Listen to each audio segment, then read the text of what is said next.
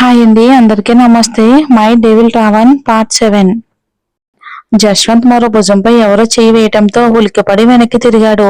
తన ఎదురుగా తన వైపే నవ్వుతూ చూస్తున్న వైశాలి గారిని చూసి, ఓ ఆంటీ మీరా, ఎప్పుడొచ్చారు? పదండి నా క్యాబిన్ కి వెళ్దాం అంటూ ముందుకు కదిలాడు. ఆ టైంలో అన్వి భోజనం చేయటానికి మారం చేసి అలసిపోయి కాస్త తిని కానీ నిద్రపోదు. అలాంటిది ఆశ్చర్యంగా అన్వి జశ్వంత్ భుజం మీద నిద్రపోతూ కనిపిస్తూ ఉంటే అన్విని ఆశ్చర్యంగా చూస్తూ జశ్వంత్ వెనకే అతని క్యాబిన్ లోకి వెళ్లారు వైశాలి గారు. అదే అన్విల గురించి ఆలోచిస్తూ ఆవిడ అన్వికి లంచ్ తీసుకుని వెళ్ళాలి అన్న విషయం కూడా మర్చిపోయారు. చంద్రశేఖర్ గారు గుర్తు చేసేంత వరకు ఆ ధ్యాసే లేకపోవడంతో కంగారుగా లంచ్ ప్యాక్ చేసుకుని స్కూల్ కి చేరుకునేసరికి అలా లేట్ అయిపోతుంది. ఇంకా క్యాబిన్ లోకి వెళ్ళగానే జశ్వంత్ మంచి నిద్రలో ఉన్న అన్విని సోఫాలో జాగ్రత్తగా పడుకోబెట్టి వైశాలి గారిని కూర్చోమని, ఏమైందంటే లంచ్ ఇంత లేట్ గా తీసుకొచ్చారే అని అడిగాడు.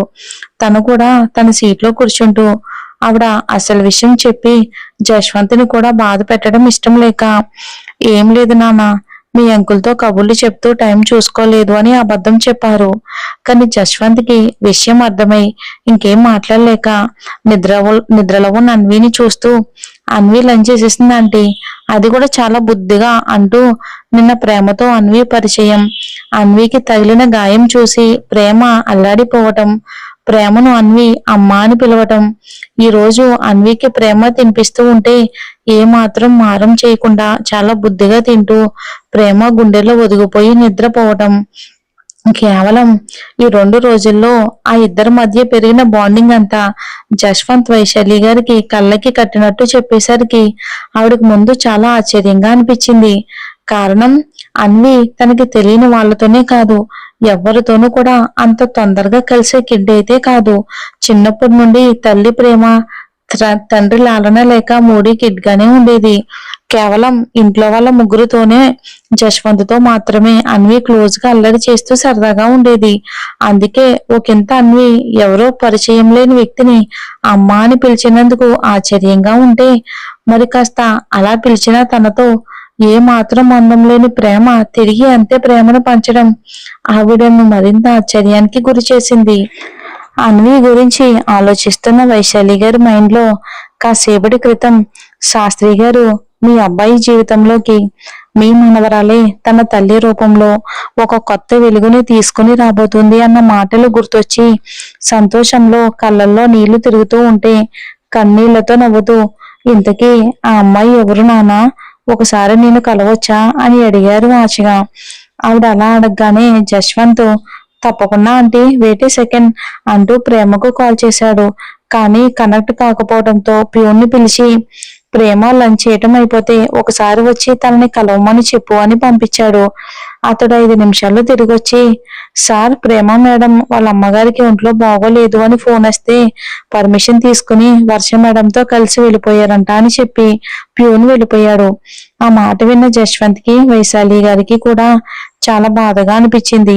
కాసేపటికి మౌనం తర్వాత వైశాలి గారు తనతో తెచ్చిన క్యారియర్ ఓపెన్ చేసి ప్లేట్లో వడ్డించి జశ్వంత్ ముందు పెట్టి, తిను నాన్న, ఇప్పటికే చాలా లేట్ అయిపోయింది అనగానే జశ్వంత్ కాస్త తేరుకుని వైశాలి గారు అంత ప్రేమగా వడ్డించేసరికి కాదనలేక ఏదో తిన్నాను అంటే తిన్నాను అనిపించేశాడు.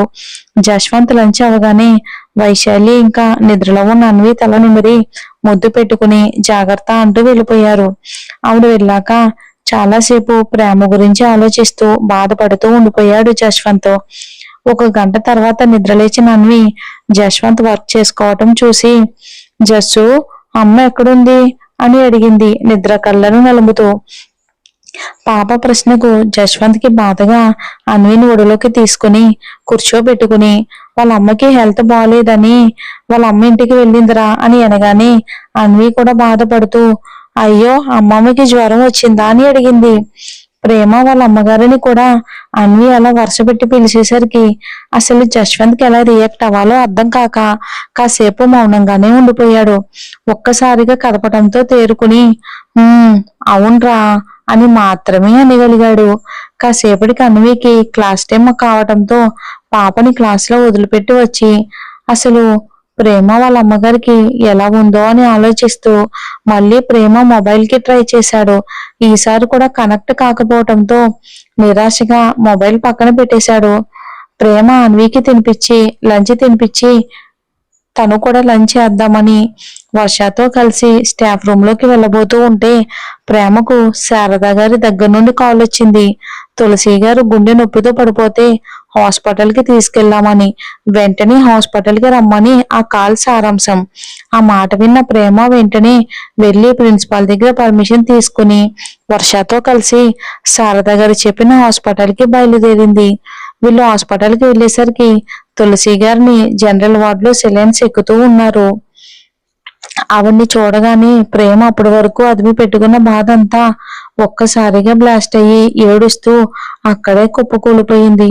వర్ష శారద గారు ఎంత ఓదార్చినా ప్రేమ తన తల్లిని అలాంటి పరిస్థితుల్లో చూసి తట్టుకోలేకపోయింది. కాసేపటికి డాక్టర్ అతని క్యాబిన్ కి వచ్చి కలవమని నర్సుతో కబురు పెట్టడంతో ప్రేమ వర్షాలు కలిసి డాక్టర్ని కలవడానికి వెళ్లారు. ఆయన ప్రేమను చూడగానే, అమ్మా మీ అమ్మగారు దేనికో బాగా ఒత్తిడి తీసుకుంటున్నారు, అందుకే ఆ స్ట్రెస్ వల్ల గుండెల్లో నొప్పి మొదలయ్యింది. ప్రస్తుతానికి అయితే ప్రమాదం ఏం లేదు, కానీ ఇదే రిపీట్ అయితే మాత్రం ఆమె ప్రాణాలకే ప్రమాదం. వీలైనంత వరకు ఆవిడని ఇబ్బంది పెట్టే విషయాలు ఏవి కూడా ఆవిడికి చెప్పకుండా ఉంచడం మంచిదమ్మా. సాయంత్రానికి డిశ్చార్జ్ చేస్తాను అని ఆయన చెప్పాల్సిందంతా కూడా చెప్పేశారు. సాయంత్రానికి తులసి గారు స్పృహలోకి రావటం, మరి కాసేపటికి డాక్టర్ కొన్ని జాగ్రత్తలు చెప్పి ఆమెను డిశ్చార్జ్ చేయటం అన్ని ఒకదాని వెంట ఒకటి జరిగిపోయాయి. ఇంటికి వెళ్ళాక ఆ రోజుకి వర్ష అక్కడే ఉండిపోయింది. తులసి గారిని చూసుకోవటానికి ప్రేమకు సహాయంగా అక్కడే తోడుగా ఉంది వర్ష. అప్పటి నుండి తులసి గారు నోరు విప్పి ఒక మాట కూడా మాట్లాడకపోవటంతో తల్లికి భోజనం తినిపిస్తూ, నువ్విలా నా గురించి బెంగ పెట్టుకుని ఇలా హాస్పిటల్ బండి ఎక్కితే నేనేమైపోవాలమ్మా? ఈ ప్రపంచంలో నాకంటూ ఉన్న తోడు నువ్వు మాత్రమే. నిన్ను మించిన బంధం ఇంకేది నాకొద్దమ్మా.